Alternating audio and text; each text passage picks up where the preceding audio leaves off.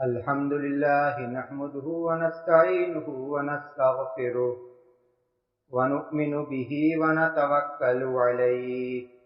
ونعوذ بالله من شرور أنفسنا ومن سيئات أعمالنا من يهده الله فلا مضل له ومن يضلل فلا هادي له وأشهد أن لا إله إلا الله وأشهد أن محمدا عبده ورسوله أرسله بالحق بشيرا ونذيرا بين يدي الساعة من يطع الله ورسوله فقد رشد ومن يعصيهما فإنه لا يضر إلا نفسه ولن يضر الله شيئا أما بعد فإن خير الحديث كتاب الله وخير الهدي هدي محمد صلى الله عليه وسلم وشر الأمور محدثاتها وكل محدثة بدعة وكل بدعة ضلالة في النار. أعوذ بالله من الشيطان الرجيم. بسم الله الرحمن الرحيم. يوم نقول لجهنم هل امتلأت وتقول هل من مزيد وأزلفت الجنة للمتقين غير بعيد هذا ما توعدون لكل أواب حفيظ من خشي الرحمن بالغيب وجاء بقلب منيب ادخلوها بسلام ذلك يوم الخلود لهم ما يشاءون فيها ولدينا مزيد. سنن ابن ماجہ کی ایک صحیح روایت ہے. حضرت طلحہ بن عبید اللہ رضی اللہ تعالی عنہ بیان کرتے ہیں کہ مقام بلی کے دو شخص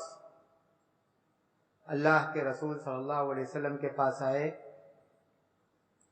دونوں نے اسلام کو قبول کیا. ایک بہت عبادت گزار تھے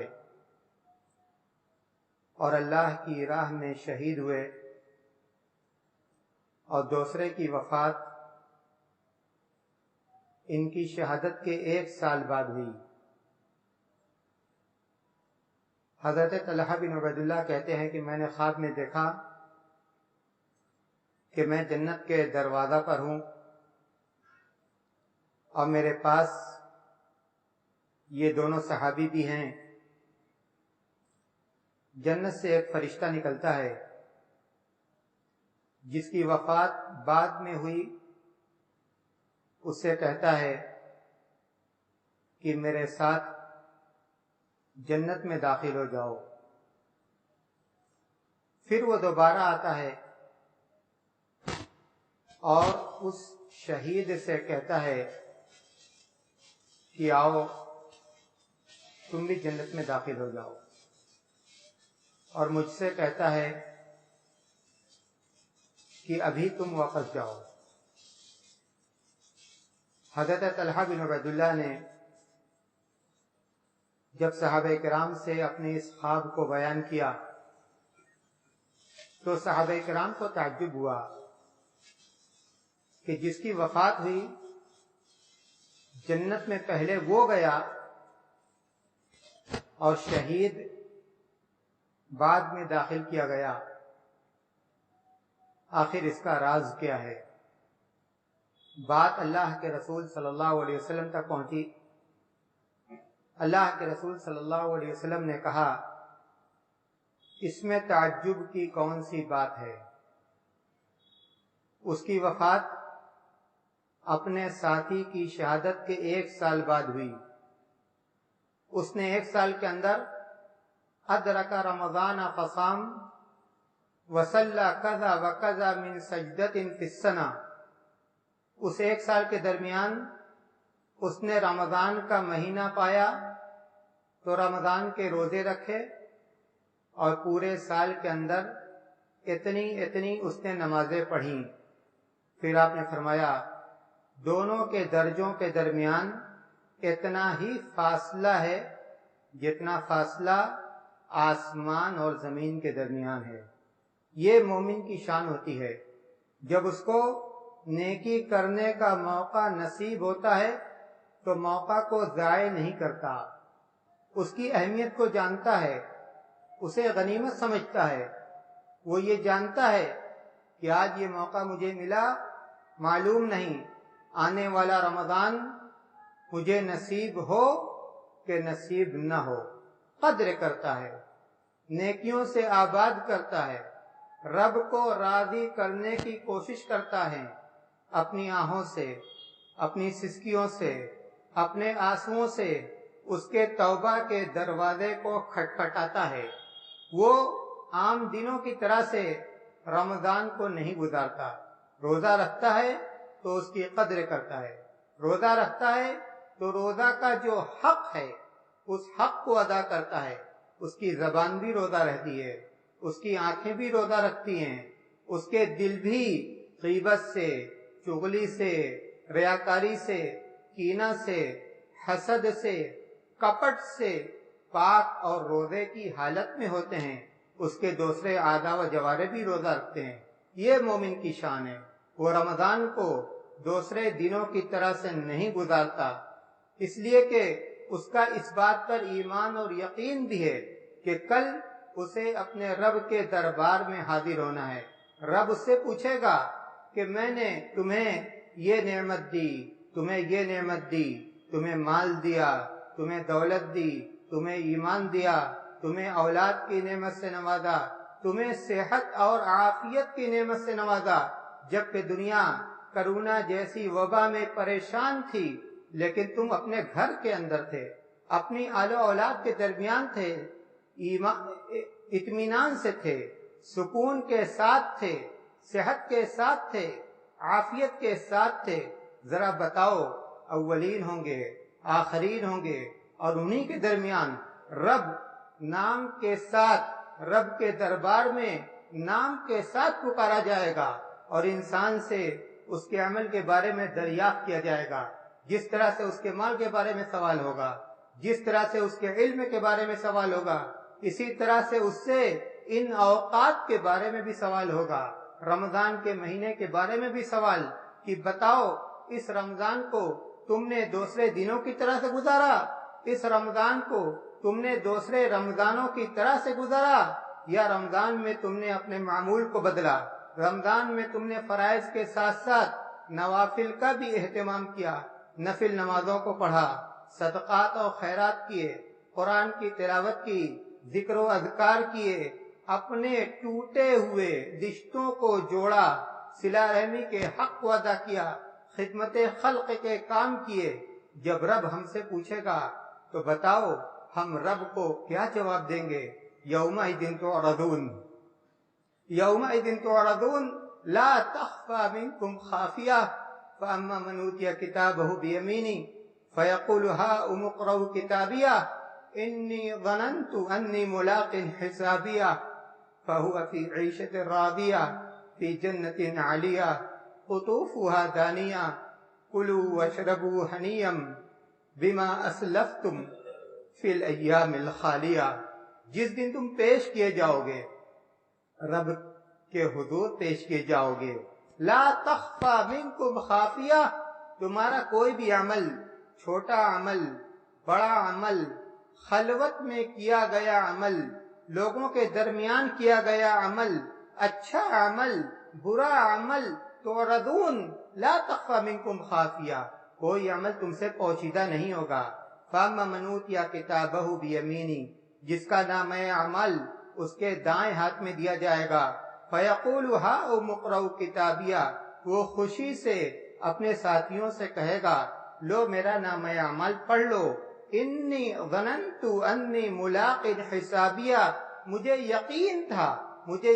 تھا کہ مجھے حساب دینا ہے، فہو فی عیشۃ راضیہ،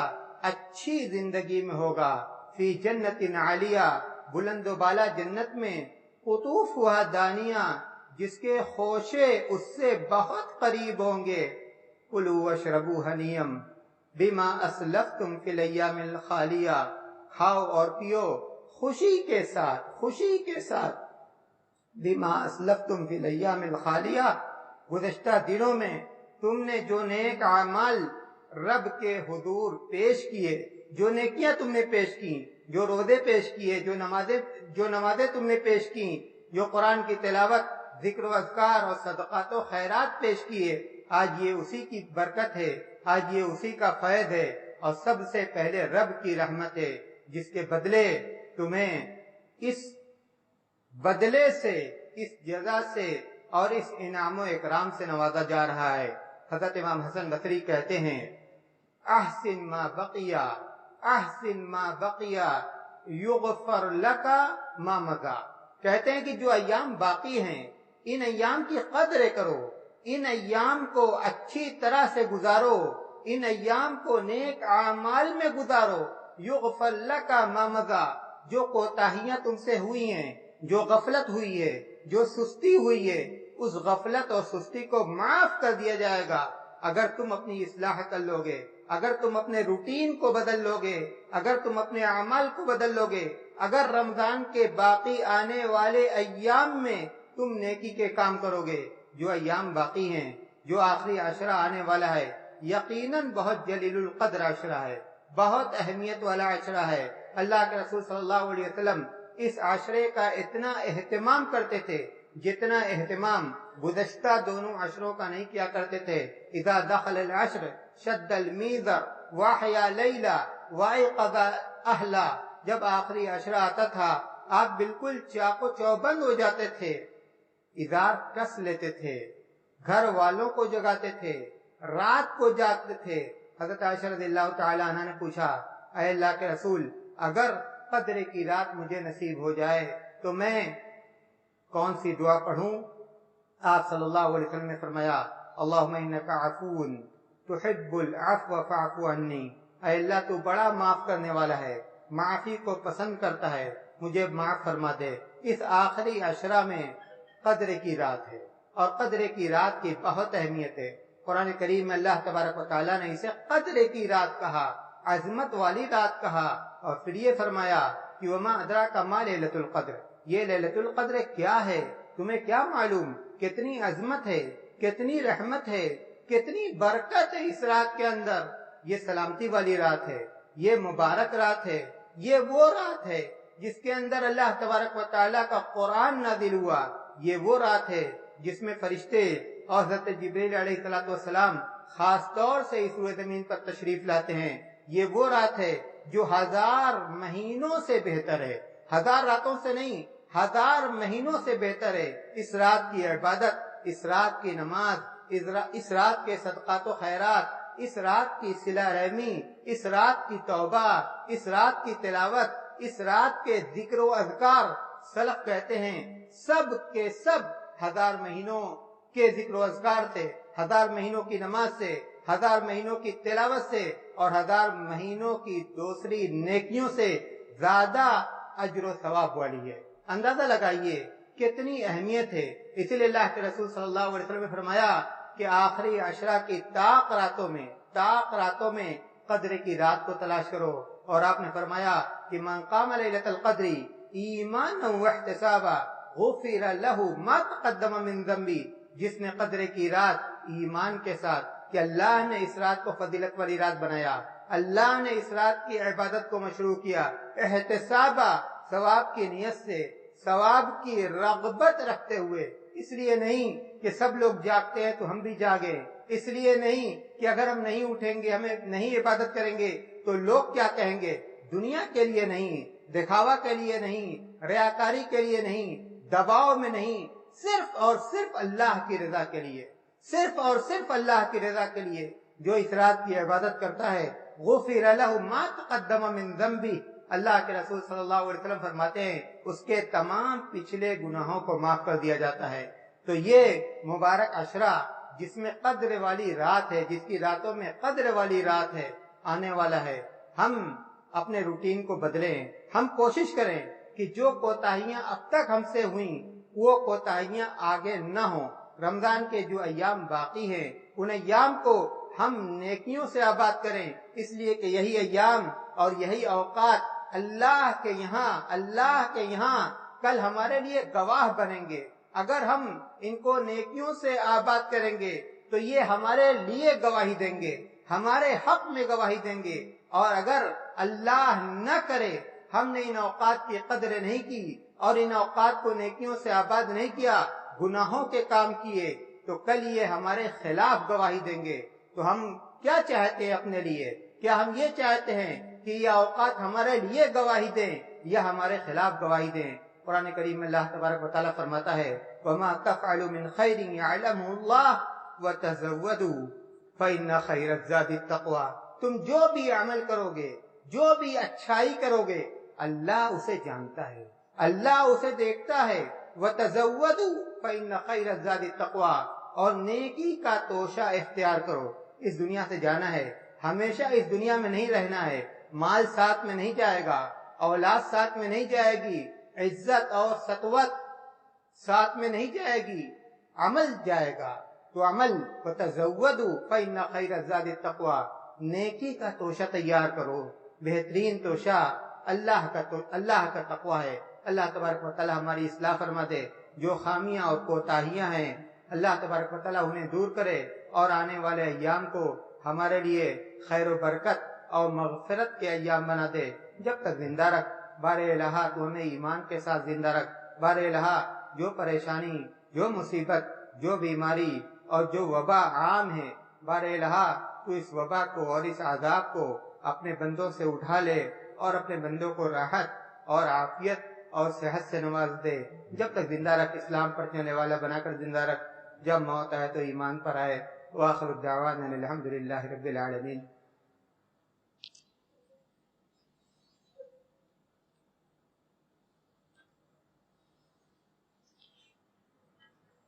الحمد لله نحمده ونستعينه ونستغفره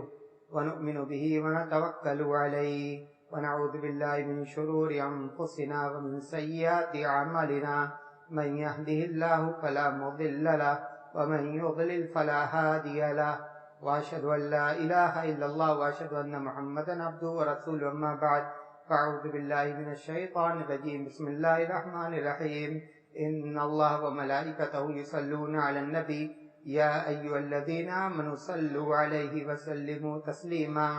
اللهم صل على محمد وعلى آل محمد كما صليت على إبراهيم وعلى آل إبراهيم إنك حميد مجيد اللهم بارك على محمد وعلى آل محمد كما باركت على إبراهيم وعلى آل إبراهيم إنك حميد مجيد عباد الله رحمكم الله إن الله يأمر بالعدل والإحسان وإيتاء ذي القربى وينهى عن الفحشاء والمنكر والبغي يعظكم لعلكم تذكرون اذكروا الله يذكركم وادعوه يستجب لكم ولذكر الله تعالى أعلى وأجل وأعظم وأكبر